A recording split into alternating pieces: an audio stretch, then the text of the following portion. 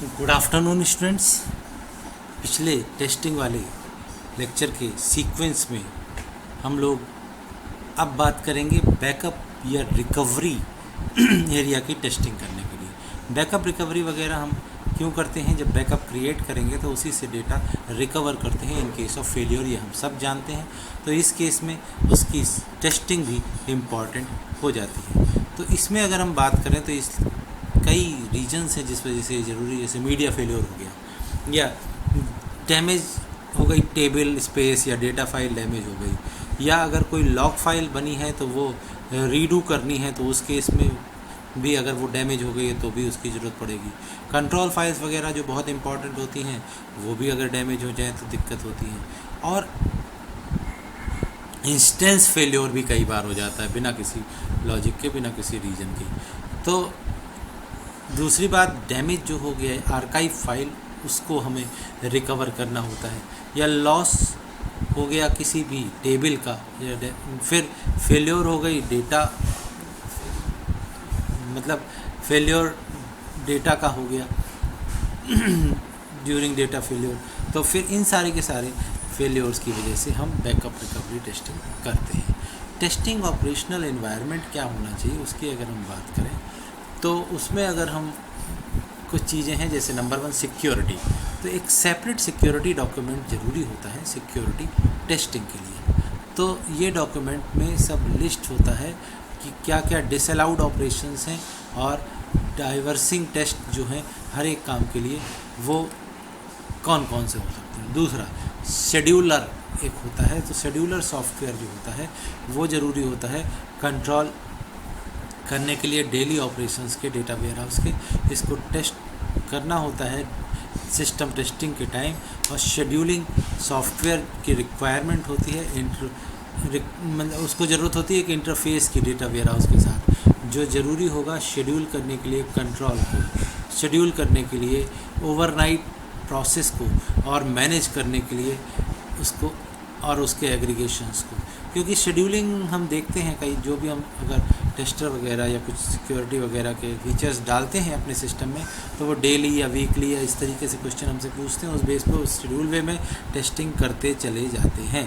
Disc configuration की अगर हम बात करें तो इसमें डिस्क कॉन्फ़िगरेशन जो है हमें टेस्ट करने की आइडेंटिफाई टेस्ट करने के लिए ज़रूरी होती है। किस काम के लिए?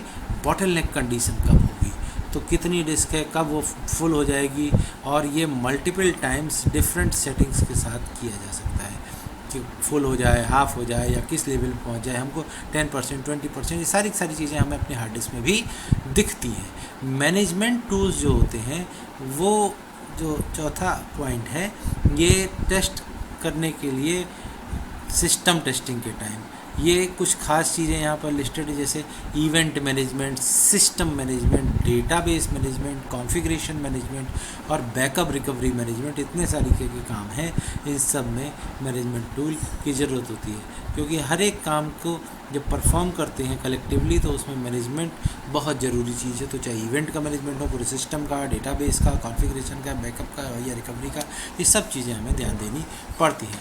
अब अगली बात है टेस्टिंग डेटाबेस की हमें करनी है। तो डेटाबेस की जो टेस्टिंग होती है उसमें 3 चीज़ें होती हैं। पहले, testing data warehouse manager and monitoring tools.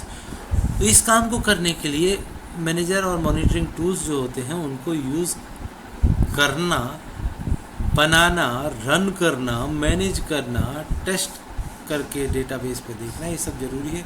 दूसरा, टेस्टिंग डेटाबेस फीचर्स।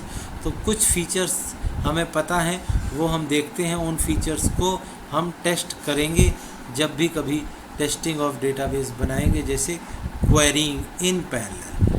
तो पैरेलली हम क्वेरी करेंगे, क्रिएशन और इंडेक्स को क्रिएट करेंगे हम।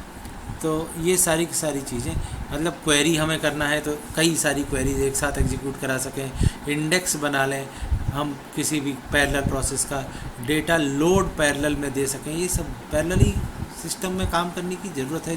जमाना है जिससे स्पीड बढ़ सके, वो आज की ज़रूरत है, इसलिए उसको हम चेक ज़रूर करेंगे। टेस्टिंग डेटाबेस परफॉर्मेंस की अगर हम बात करें तो क्वेरी एग्जीक्यूशन का बहुत बड़ा रोल है डेटा वेयर हाउस परफॉर्मेंस में।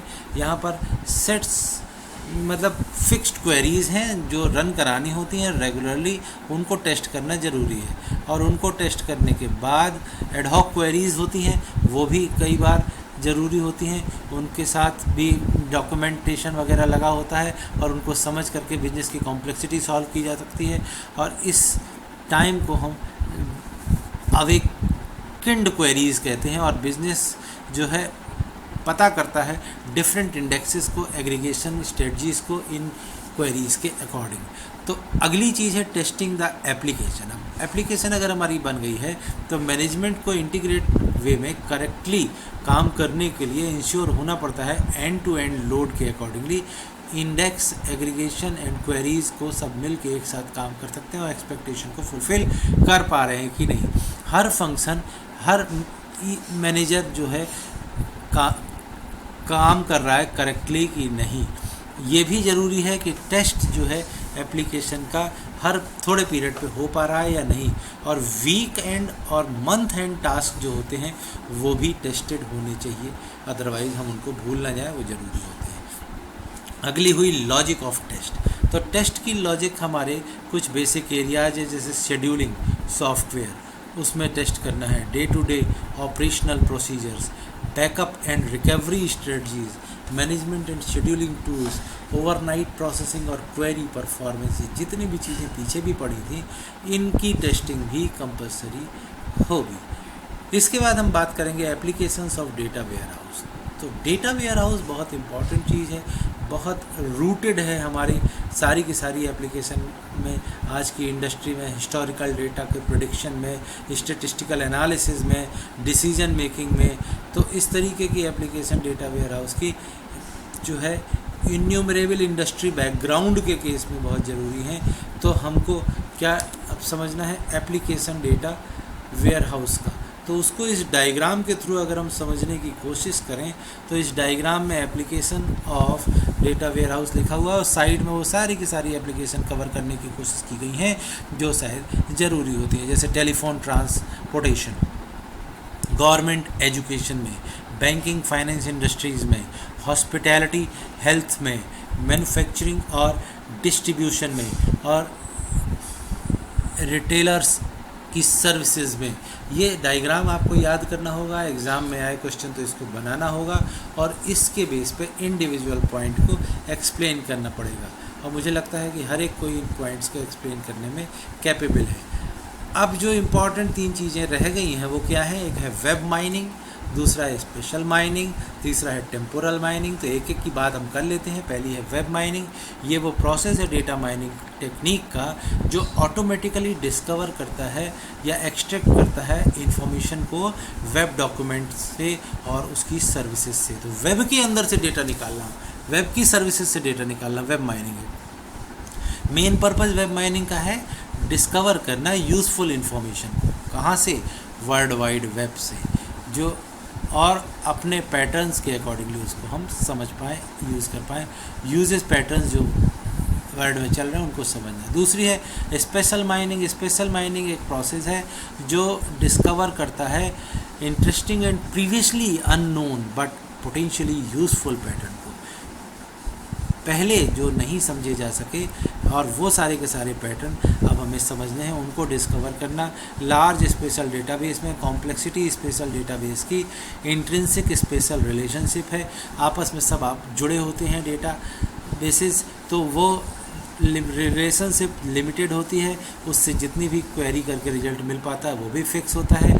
Usefulness of conventional data mining technique for extracting special patterns. तो जो भी हमारी बेसिक डेटा माइनिंग टेक्निक है उनको ही हम यूज़ करके स्पेशल माइनिंग कर पाते हैं। तो जितना वो सपोर्ट करती हैं उतना हम इनको यूज़ करते हैं।